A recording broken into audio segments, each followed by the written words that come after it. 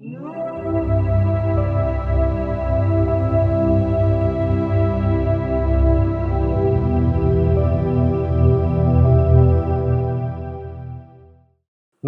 দর্শকবৃন্দ, আমি দেবদূত শাস্ত্রী। প্রতিদিনের মতো আবারও আপনাদের মাঝে এমন একটি টোটকা নিয়ে এসেছি যেটির মাধ্যমে আপনাদের চলতি পথে আপনাদের খুব সাহায্য হবে। টোটকাটা কি বলে দিচ্ছে, একটু মনোযোগ দিয়ে শুনে নেবেন।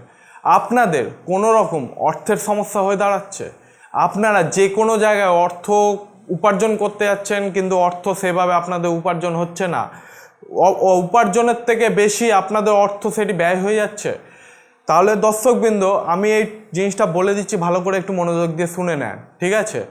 যে কোনো জায়গায় অর্থই আমাদের কিন্তু মূল সম্পদ। অর্থ না থাকলে আপনি মানুষের কাছে স্বীকৃতি পাবেন না, কোনো মানুষ আপনার সম্মান করবে না আপনাকে, এবং কোনো রকম যদি আপনি অর্থ ছাড়া চলতে চান তাহলে কিন্তু এই জগতে চলা খুবই মুশকিল দর্শক বন্ধুরা। তাহলে আজকে আমার এই ভিডিওর মাধ্যমে আমি বলে দিচ্ছি অর্থকে কিভাবে আপনার দিকে আকর্ষণ করবেন বা অর্থ কিভাবে আপনি উপার্জন করতে পারবেন, সেটি খুবই সরল পদ্ধতিতে। কি বললাম বন্ধুরা? সেটি খুবই সরল পদ্ধতিতে অর্থটাকে কিভাবে আপনারা উপার্জন করতে পারবেন সরল পদ্ধতিতে। তাহলে দর্শকবৃন্দ যেটা বলে দিচ্ছি সেটা ভালো করে শুনে নিন। আমি কোনো কাজের কথা বলছি না যে আমি আপনাদের কাজ দেব অথবা আপনাকে আমার জন্য কাজ করতে হবে, এরকম একদম বলছি না। একটা টোটকা দিচ্ছি যেটাকে লক্ষ্মী টোটকা বলা হয় এবং ধনলক্ষ্মী কবজও অনেক সময় বলে থাকে দর্শকবৃন্দরা। আজকে সেই পুরাতন ধনলক্ষ্মী কবজ আপনাদের মাঝখানে আমি দিচ্ছি, কিন্তু এটা হচ্ছে যাদের ইনস্ট্যান্টলি বা খুব তাড়াতাড়ির মধ্যে কাজ দরকার তাদের জন্য এই ধনলক্ষ্মী কবচটা দেওয়া হচ্ছে সরল যন্ত্রের মাধ্যমে। যাদের খুবই স্পিডলি কাজ দরকার এবং সাবর তন্ত্রের মাধ্যমে এই টোটকাটি দেওয়া হচ্ছে। এই তন্ত্র হয়তো আপনারা আমার এই তন্ত্রটি বুঝতে পারেননি, কিন্তু এই তন্ত্রের ভিডিওটা নিশ্চয়ই আপনাদের দেখে নেওয়া উচিত। সাবরতন্ত্র কাকে বলে, কিভাবে সাবরতন্ত্রের উৎপত্তি, আর সাবরতন্ত্র আপনাদের জন্য কি কাজটা করে।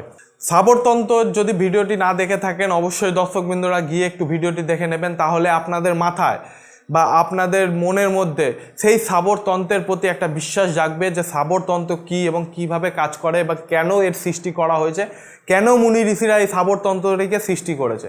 তাহলে ভিডিওটি আর বেশি না বাড়িয়ে চলো সোজাসুজি আমরা দেখি যে কি করলে আপনাদের অর্থের অভাব হবে না কোনো দিনও।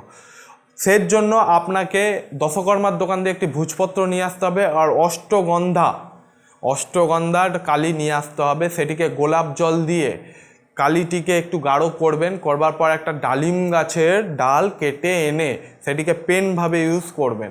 করবার পর এই যে যন্ত্রটি, আমি দুটো যন্ত্র দিলাম, যে কোনো একটা লিখবেন আপনারা। এই যে যন্ত্র দুটো দেওয়া হলো তার মধ্যে যে কোনো একটা যন্ত্র আপনারা লিখবেন।